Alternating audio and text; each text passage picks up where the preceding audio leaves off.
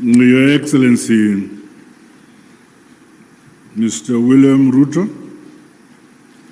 President of the Republic of Kenya and Chairperson of the East African Community and Co-Chair of this summit. Your Excellency, Dr. Samia Hassan, President of the United Republic of Tanzania and Chairperson of the Organ on Politics, Defense and Security Cooperation. Your Excellencies, Heads of State and Government from our regional bodies, Honorable Ministers who are here, the SADC Executive Secretary, His Excellency Elias Magosi, the EAC Secretary General, His Excellency Mrs. Veronica Ndua, comrades and friends. It is my distinct honor and privilege to make these remarks of welcome to this historic gathering. Firstly, may I express heartfelt gratitude to you, my dear sister and colleague, Your Excellency, President Dr. Samia Hassan, along with the government and people of the United Republic of Tanzania, for the warm welcome and gracious hospitality extended to my delegation since our arrival in this beautiful city of Dar es Salaam. In the same spirit, I also extend sincere appreciation to my dear brother, Your Excellency, President William Ruto, for your astute leadership for the East African community and for agreeing to meet at short notice. Equally, our respective secretariats, senior officials and Council of Ministers are commended for their diligent work in preparation for this joint summit. Your efforts have laid a solid foundation for our discussions today.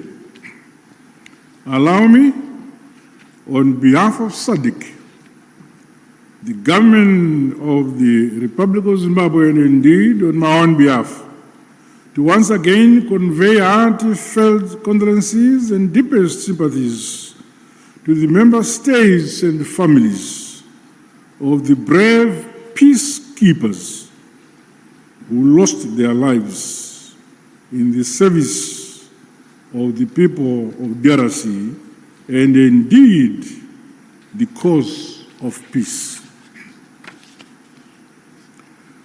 We also recognize the loss of civilian lives and livelihoods that has resulted from the increased insecurity and insurgency in Eastern DRC. Our prayers continue to be made for the affected families and the communities.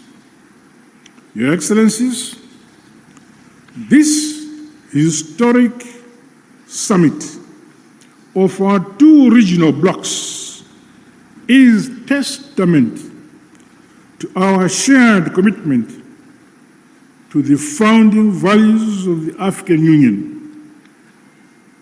Such joint initiatives must see us scale up bold and decisive actions to silence the guns on our continent, but most immediately implement lasting solutions to the escalating conflict and humanitarian crisis in the Eastern DRC.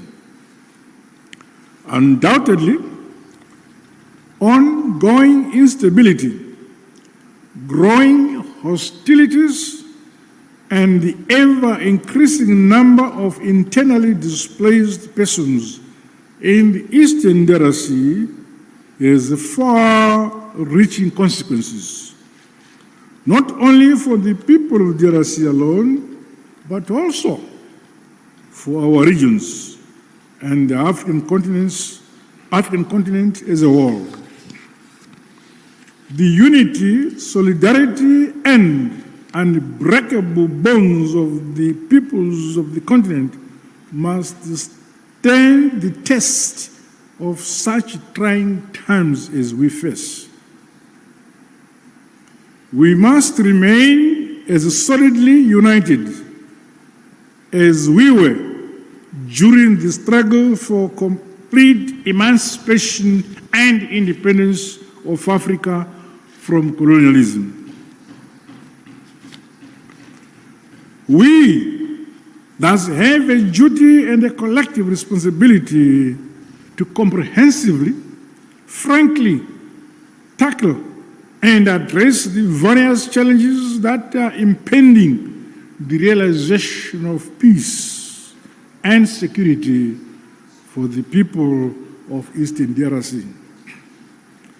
Drawing from our rich African values and heritage, and further emboldened by the spirit and letter of the United Nations Charter, the Constitutive Act of the African Union, as well as the treaties of both SADC and the EAC, let us seize this opportunity to ensure convergence and a coordinated response which is mutually reinforcing towards one common objective.